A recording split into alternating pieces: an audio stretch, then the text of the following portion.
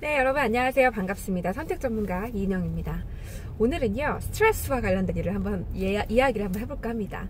얼마 전에 저희 회사에서 이제 면접을 왔어요. 그래서 이제 제가 우리 회사에서 함께 일할 사람을 뽑는 그런 자리였는데요.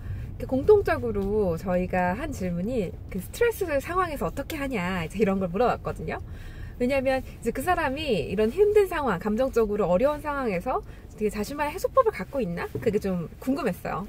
그런데 놀랍게도 자신만의 스트레스 해소법을 갖고 있는 분이 없더라고요. 그래서 그냥 대체로 다 자요. 뭐 이런 대답이 제일 많았었어요. 그런데 여러분 스트레스 많이 받으시나요? 뭐 잘 안 받아요. 이런 성향이신가요? 스트레스 전 정말 많이 받거든요. 왜냐면 그 일이 항상 굉장히 촘촘한 일정으로 있어요. 그런데 그 중간에 너무 촘촘해서 딱 이대로도 간신간신할 일정인데 중간에 또 새로운 일이 들어오잖아요. 그리고 얼마나 해야 할 역할이 많아요. 일도 해야 되고 가정도 돌봐야 되고 아이도 키워야 되고 너무너무 많은 관계 속에서 살고 있기 때문에 스트레스가 안 쌓일래야 안 쌓일 수가 없습니다. 그런데 여러분, 이렇게 스트레스는 항상 우리의 일상과 함께 하잖아요. 그리고 일정의 스트레스는 우리랑 좋다고 하는데, 그럼 그 스트레스를 해소하는 노력을 하고 계신가요? 아니면 나만의 스트레스 해소법을 갖고 계신가요? 그래서 이게 없다는 게 참 되게 이상했어요. 저도 그랬거든요. 너무 스트레스가 쌓이는데 어떻게 할 방법이 없을 때가 굉장히 많아요. 그래서 저는 한 연구를 보고요. 아, 이게 내 상태가 스트레스에 굉장히 중요하다. 내 몸 상태가. 그걸 알았거든요. 그래서 여러분에게 오늘 그 연구도 함께 소개해드리고 저의 스트레스 해소법도 좀 소개를 해드리도록 하겠습니다. 데이빗 닐 교수님과 차트랜드 교수님이 하신 연구인데요. 어떤 거였냐면 이제 보톡스를 맞고 싶은 분들을 모집했어요.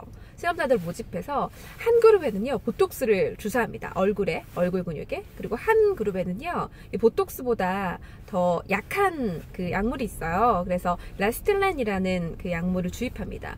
그리고 이분들을 RMET 테스트라고 해서요. Reading the Mind in the Eyes 테스트예요. 그 컴퓨터로 사진을 여러 개 보여주고 이분들이 이렇게 눈으로 보면서 이 사진 속의 인물이 어떤 감정 상태인지를 체크하는 겁니다. 그런데 이 연구에서 그 레스틸렌을 맞은, 보톡스보다 더 효과가 낮은 레스틸렌을 맞은 그룹이요, 이 RMET 테스트에서 높은 결과를 나왔어요. 뭐냐면 결국 일부러 얼굴 근육을 못 움직이게 했더니 사람의 정서, 감정 상태를 읽는 능력이 떨어졌다는 거거든요. 이게 어떤 시사점인지 보세요. 원래 우리가 그렇잖아요. 아, 저 사람은 참 공감 능력이 없어. 그런 사람은 대체로 무표정해. 이렇게 생각을 하는데 사실 내가 일부러라도 내가 얼굴 근육을 사용하지 않으면 상대의 감정을 읽는 능력이 떨어진다는 거예요. 그게 보톡스일 수도 있고 아니면 평소 습관이 얼굴 근육을 많이 사용하지 않으면 그 내 신체의 근육을 사용하지 않는 거잖아요. 근데도 사람의 정서를 읽는 능력이 떨어진다. 이런 놀라운 연구 결과였거든요. 그래서 저는 이 연구를 보면서 아, 내 신체의 상태가 이 관계에도 굉장히 중요하구나. 결국 우리가 공감, 소통을 이야기하는데 타인에게 초점이 맞춰져 있잖아요. 타인이 이러니까 혹은 타인한테 내가 뭐 맞춰야겠다 뭐 이런 생각을 하는데 생각보다 중요한 건 아, 나의 신체의 상태였다. 내가 내 얼굴 근육을 못 움직이는 이 조건 하에서 사람의 감정을 읽는 능력이 떨어져 버리는 거니까 아, 내 몸 상태가 정말 중요하구나 이런 생각을 했었습니다. 그래서 제가 최근에 스트레스 받았던 그 일들을 떠올려 보니까요, 제 몸 상태가 안 좋을 때였어요. 제가 너무 무리해서 잠을 줄였다거나 아니면 운동을 너무 하지 않은 상태이거나 그럴 때는 항상 이제 관계 속에서 스트레스가 쌓이고요. 또 일이 제대로 안 풀리더라고요. 그래서 이 연구를 보고 생활 속에서 항상 정말 환경적으로 너무 짜증나, 스트레스 아웃, burnout 이라고 그렇게 생각하지 않고 아, 지금 내 몸 상태가 좋지 않구나, 내 컨디션이 좋지 않구나, 그래서 스트레스가 쌓이는구나. 그러니까 이렇게 스트레스 쌓이는 일이 있으면 그냥 자고 이렇게 하면 내 몸 상태가 이렇게 썩 많이 나아지지 않거든요. 그래서 진짜 좀 운동을 한다거나 러닝머신을 꼭 뛴다거나 아니면 이렇게 좀 해소할 수 있는, 내 몸 상태를 좀 끌어올릴 수 있는 일들을 해요. 그래서 저의 스트레스 해소법은요, 사실 스트레스가 날마다 있거든요. 날마다 그 일과 관계 속에서 날마다 스트레스가 있잖아요. 그래서 저는 이제 퇴근할 때는 꼭 창문을 다 닫고 제가 좋아하는 어쿠스틱 음악들이 있어요. 그거를 볼륨을 최대한 크게 키워서 이제 그걸 들어요.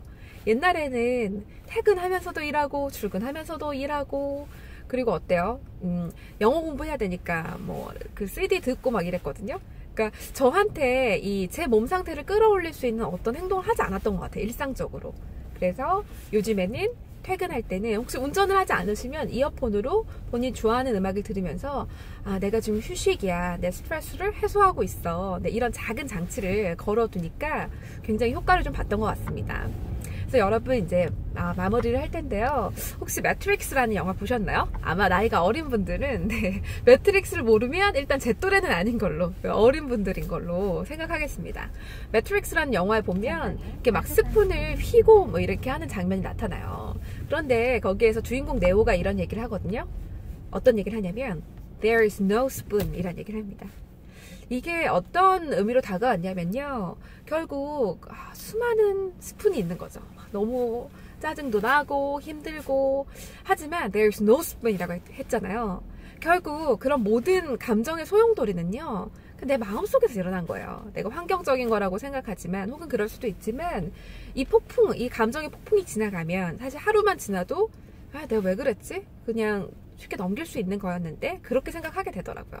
그래서 저도 스트레스가 쌓이고 그 환경에서 좀 벗어날 수 없었을 때는 그냥 약간의 뭐 주문처럼 이 이야기를 해요. There is no spoon. 그러니까 너무 신경 쓰지 말자. 이 감정의 폭풍우는 지나갈 거야 라고 말이죠. 그래서 오늘 여러분과 스트레스에 관련된 이야기 좀 해봤고요. 여러분께 말씀드리고 싶은 마지막 이야기는 이거예요. There is no spoon. 네, 지나갈 겁니다. 그래서 여러분 스트레스 쌓이신다면 일단 내 몸 상태부터 내 컨디션부터 그런 올리는 하루가 되셨으면 좋겠습니다. 네, 앞으로도요. 저는 여러분의 그 선택과 관련된 많은 이야기 할까 말까와 관련된 그런 고민들과 함께 하도록 하겠습니다. 네, 여러분 오늘 좋은 하루 되세요. There is no spoon. 안녕.